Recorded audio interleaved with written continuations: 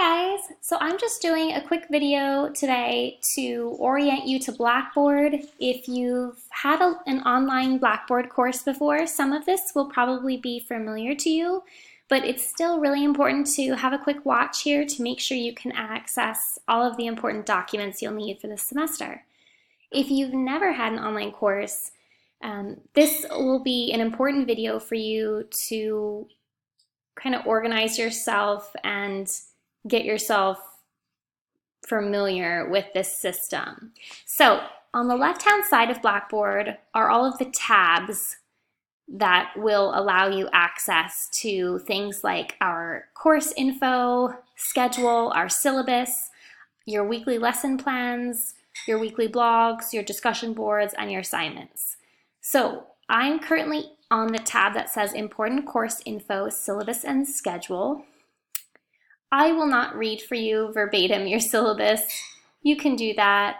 If you guys have any questions, the syllabus mostly has all of the learning objectives of the course.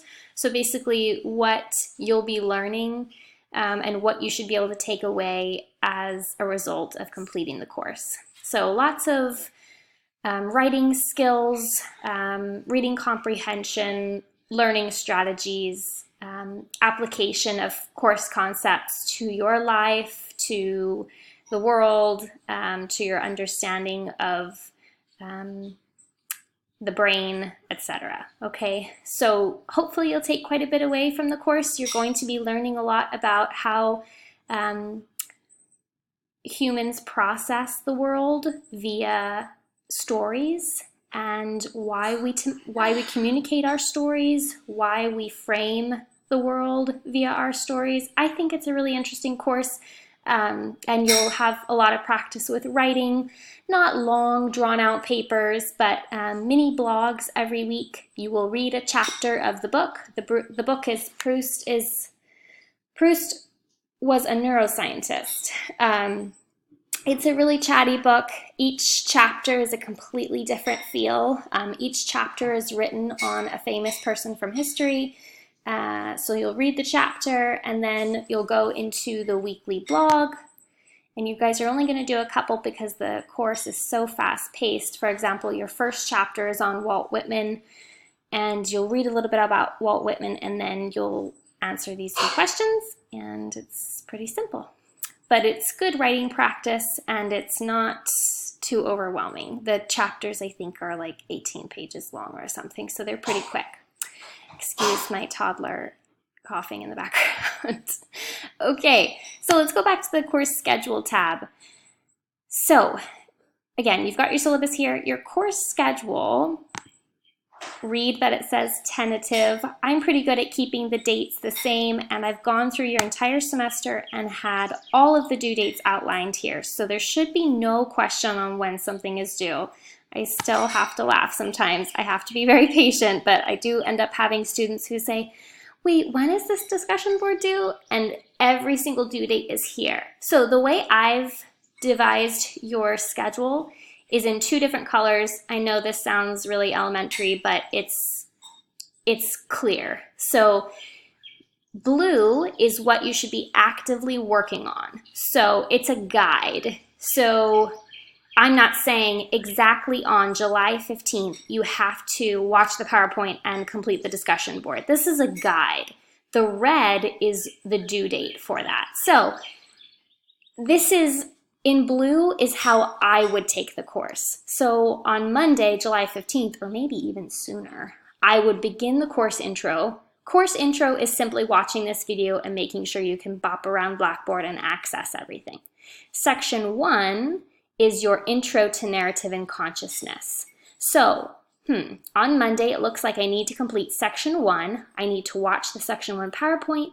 I need to complete the discussion board, and I need to complete the blog. So I would go into my weekly lesson. I would go to, you're doing this right now. You're doing the course and class introduction by watching this PowerPoint and making sure that you can access all of these things. Also, very, very important, make sure you can access your email. I still have students halfway through the semester saying, oh, I never check my Lehman email. I have to laugh because that's how I get in contact with you guys. Every announcement that I send out gets sent to your Lehman email. So if you're not checking your Lehman email, particularly every day when you have a 3-week course, you're going to be left out of the loop. You're going to miss something. So please, please, please make sure you're checking your Lehman email every day. All right, so you're going to complete section 1. So you're going to click on this. It's going to take you to a page that looks like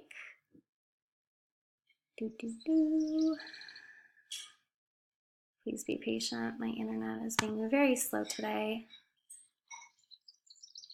Okay, it's going to take you to a page that looks like this. For the PowerPoint, this is not the PowerPoint. This says week 1 terms to complete. This is essentially an optional, hear me say, optional notes page. This, the black link, is how you access the PowerPoint. So click on that black link.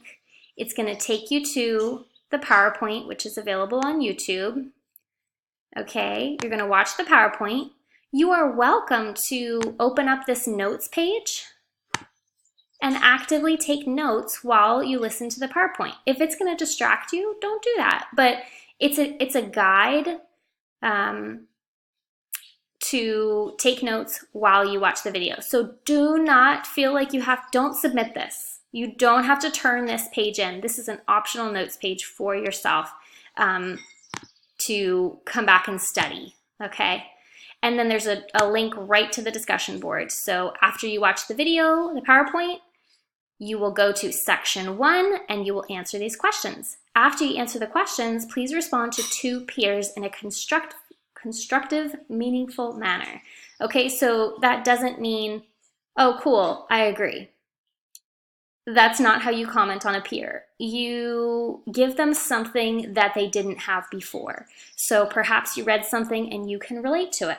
Perhaps you read something they wrote and you don't quite agree and you want to challenge them a bit. As long as you're doing so in a respectful, educated, and constructive manner, meaning that they gain something from it, you'll be fine. I have had in the past, we're in a very difficult political climate to say the least right now, and I know a lot of us are personally affected by what's going on politically right now, but I need you guys to still kind of be patient with each other if you have different views and try to interact in a respectful manner. And if you can't do that, then just don't respond to that one student. But I hope that we can really keep this very respectful.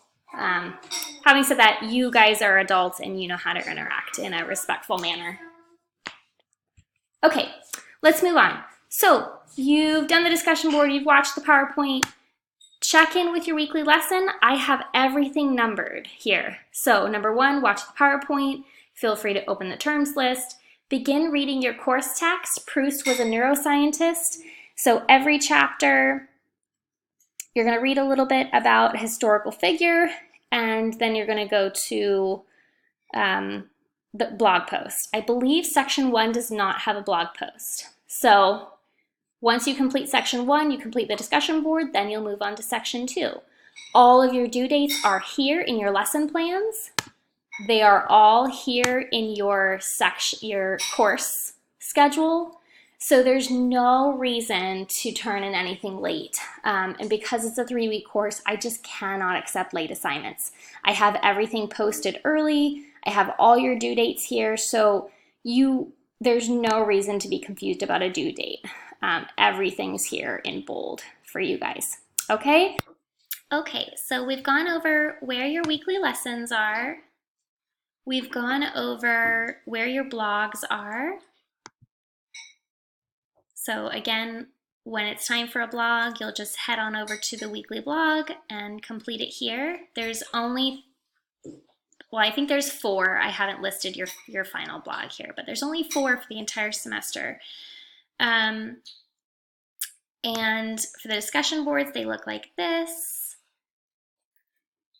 And then for your assignments, so you have 1 paper and 1 written test. So The test is kind of like I call it like a take-home final, but essentially it's a written final. They're short answer questions about the PowerPoints we've watched. So they're all about course concepts that you've learned. So those notes pages that I offer in the lesson plans, I suggest doing those because whenever you take notes while you're watching the PowerPoints, or what I would do is I would open up the notes and I would print them or just keep them open in Word on your computer or Pages, whatever you use.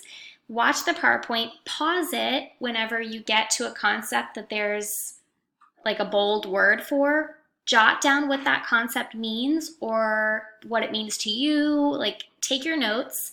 And then when it comes time to do the take-home final, you're welcome to open up those notes and use your notes to answer the final. I do not mind. If they are your own material, then you are welcome to use those notes. The problem I encounter sometimes with these take-home finals is that some students plagiarize and they either look up in a dictionary or something online, the exact meaning of that concept, or they literally copy and paste my PowerPoint slide into their test. Obviously, I shouldn't have to explain that that's wrong. I guess it's not so obvious, but we can talk a little bit about your take-home final when it comes closer to completing that. But because this is such a quick course, I'm going to be saying that a lot. I just like to mention it here. Your take-home final is written in your own words. I'm looking to see what knowledge you have gained from the course. I'm not looking to see a verbatim, slide of what I've taught you guys. I already know the concepts. I'm looking to see, sorry, I've got two kiddos in the background here with me today. I'm not looking to see what I've written here. I want to know what you've learned. So that's what the take-home final is for. The only paper that you guys have to complete is called a historical narrative paper, and I'm going to send out a little video about that probably at the end of the week, and then you guys can get started on that. But essentially, it's like a 2 or 3 page paper about someone in history. It could be a civil rights leader. It doesn't have to be someone who did good per se. It could be anyone in history that made waves. It could be anyone, essentially it could be anyone who affected the world or our nation at some point in history. It could also be a personal account from someone in your family who has experienced a cultural or political event in history. I've had some family members who immigrated and had a lot of political experience moving. I've had people who do stories about the Holocaust. I've had people watch something particularly moving. I've had people read autobiographies that they were really moved by. Anyway, we'll talk more about it, but if you are really passionate about a particular account in history, I'd love to hear about it, and feel free to ask me about it. So I'll talk more about that at the end of this week. Anyway, this video is getting a little long. So all that to say, I think I've covered most of the tabs on Blackboard. There's always technology help. If you are unable to access something, please feel free to reach out to me, but also please feel free to reach out to the Blackboard help desk if you're having like a technical issue. They will be able to help you very quickly because I cannot log in as you and they can.